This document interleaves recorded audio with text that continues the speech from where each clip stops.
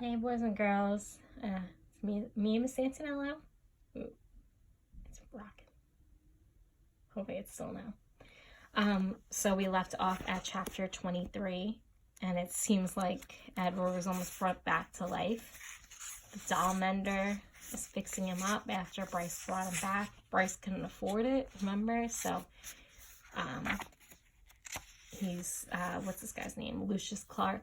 He said he had two options. He could pay or he would keep him. So Bryce obviously wanted, Edward to be better. So he said that he could keep him, and because that meant that Edward would essentially be fixed. So let's see what happens in chapter 24.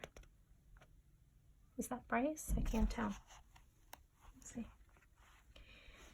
And so, Edward Tulane was mended, put together again, cleaned and polished, dressed in an elegant suit, and placed on a high shelf for display. From this shelf, Edward could see the whole shop, Lucius Clark's workbench and the windows to the outside world, and the door that the customers used to enter and leave.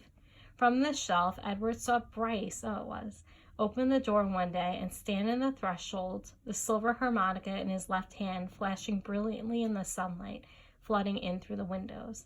"Young sir," said Lucius, "I am afraid that we made a deal."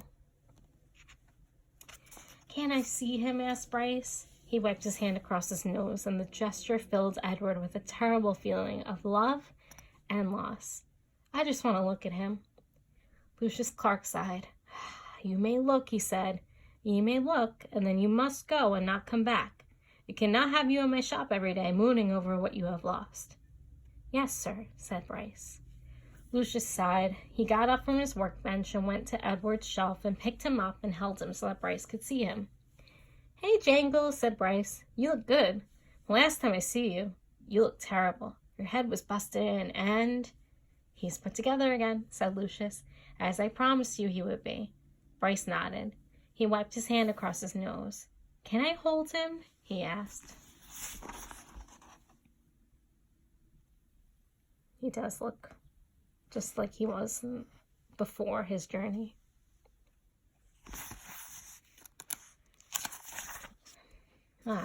"No," said Lucius. He's not letting him hold him. Boo. Bryce nodded again. "Tell him goodbye," said Lucius Clark. "He is repaired. He has been saved. Now you must tell him goodbye." "Goodbye," said Bryce. "Don't go," thought Edward. "I won't be able to bear it if you go." "And now you must leave," said Lucius Clark. "Yes, sir," said Bryce, but he stood without moving, looking at Edward. "Go," said Lucius Clark. "Go." "Please," thought Edward, "don't." Bryce turned. He walked through the door of the doll mender's shop. The door closed. The bell tinkled, and Edward was alone. When will Edward have his happy ending? Come on, Kate DiCamillo. Let's see. I'll see you guys for the next one in chapter 25.